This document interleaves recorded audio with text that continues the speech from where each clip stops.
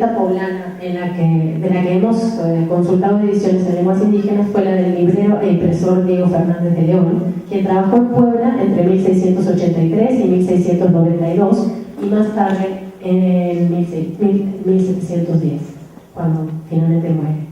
No se sabe el origen exacto de su material tipográfico inicial, de dónde se aprovisionó del material, pero sí hay bastante información sobre la renovación de su stock tipográfico. Por ejemplo, en 1688 renovó material y denominó a su taller imprenta plantiniana, y en esa misma época pudo haberle llegado la marca tipográfica. Esto no es que directamente de Flandes vino el material, sino vía España llegó material, pero la producción, estéticamente hablando, de las ediciones se hizo con tipografía flamenca y con material de Garamond, un punzonista francés muy importante.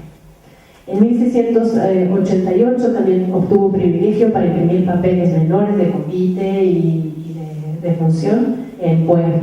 En 1610 mudó su imprenta y librería a otra oficina en el Portal de las Flores, en Puebla, y se sabe que entonces trabajaban con él 5 cajistas y tenía 9 cajas de letra. Era una imprenta bastante bien surtida.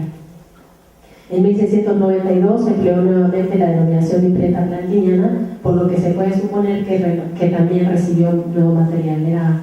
Lo anunciaban de esa manera para darle cierto realce a la imprenta y de esa manera atraer clientes. En 1709 traslada su taller y el privilegio de impresión de convites que tenía a Miguel de Ortega. Al año siguiente pasa su taller a México para trabajar con jesuitas y nuevamente menciona que es la nueva imprenta plantiniana. El establecimiento en ese momento estaba a cargo de su hijo en la Ciudad de México. A la muerte de Diego Fernández de León en 1710 aparecen 2 obras con pies de imprenta de su viuda, Ángela Ruiz Machorro, y ese material posiblemente fue comprado por otro impresor, Guillermo Carrascoso, que continuó con la denominación de imprenta plantiniana. Después de Fernández, encontramos como impresor de lenguas indígenas a Francisco Javier Morales y Salazar, quien llegó a obtener el título de ministro impresor de la Catedral de Puebla y trabajó por lo menos desde 1726, cuando publicó la reimpresión de Vázquez Castelo, hasta 1736. No se sabe la proveniencia de su material tipográfico, aunque sigue siendo, estéticamente hablando, flamenco.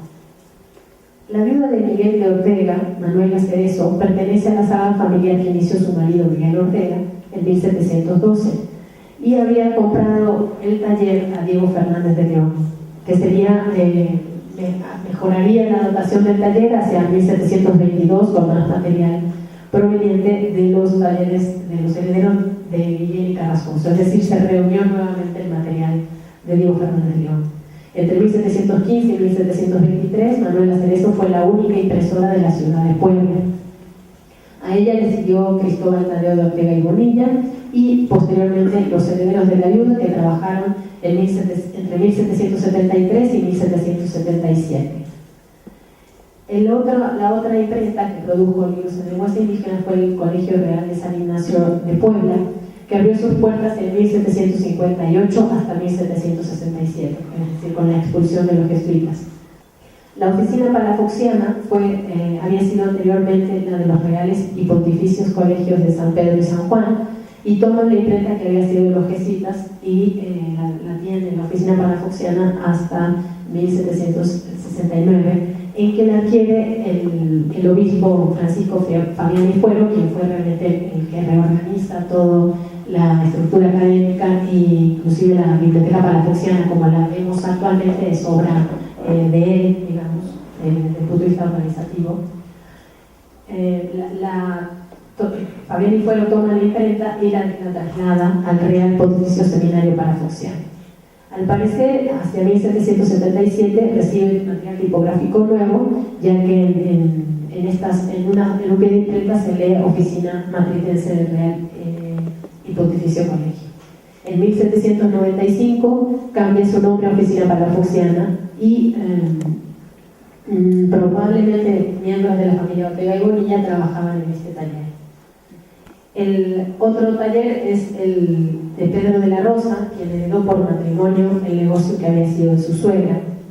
Inicia labores en 1777 y estrena Letra de Madrid. Aquí ya vemos un cambio en estilo tipográfico del material que anteriormente había sido flamenco, pasa a ser ahora producido en la imprenta real en Madrid.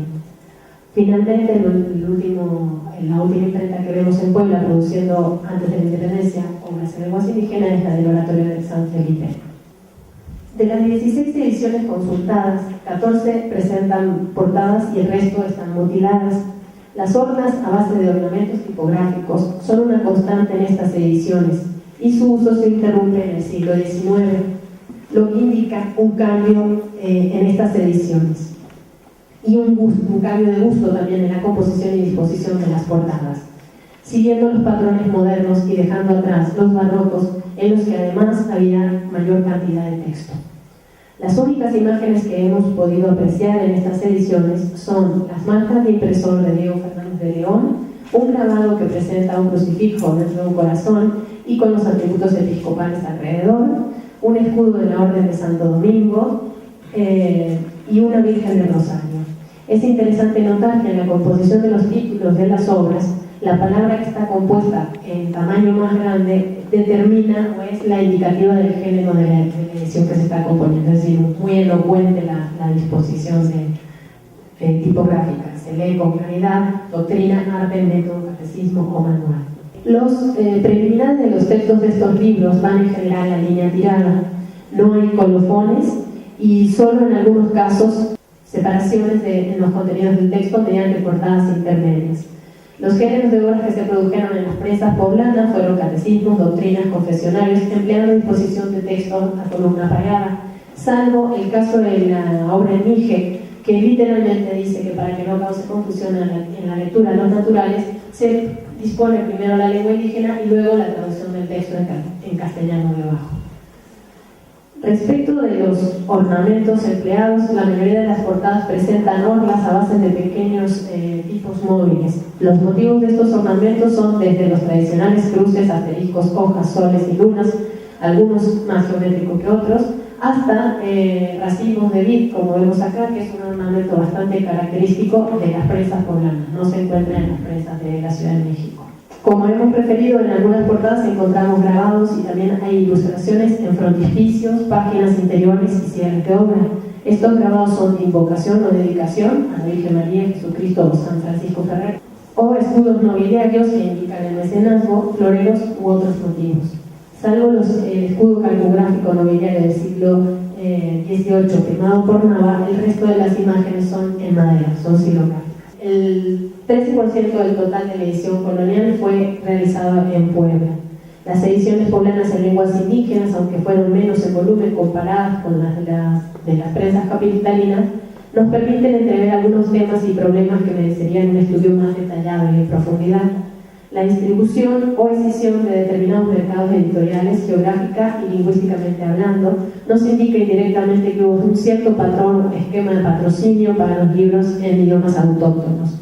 Acerca de los elementos estéticos apreciados en las ediciones en primera instancia, no se permite que lo visual haya sido un elemento distintivamente esencial para la selección de una imprenta sobre otra. Es decir, no se está buscando una calidad, aunque las ediciones tienen buena calidad.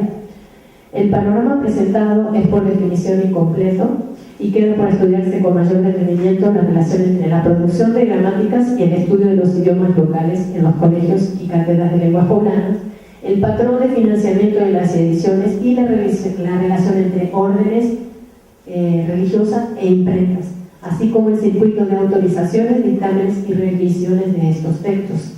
Por lo que toca a la competencia entre imprentas poblanas y mexicanas, al analizar la cronología y la producción general de estos libros, hemos demostrado que no hay evidencia que indique que competían por el mismo mercado en el mismo periodo de tiempo. Es decir, podemos apreciar una suerte de segmentación natural de los clientes. Pues eso es todo. Muchas gracias.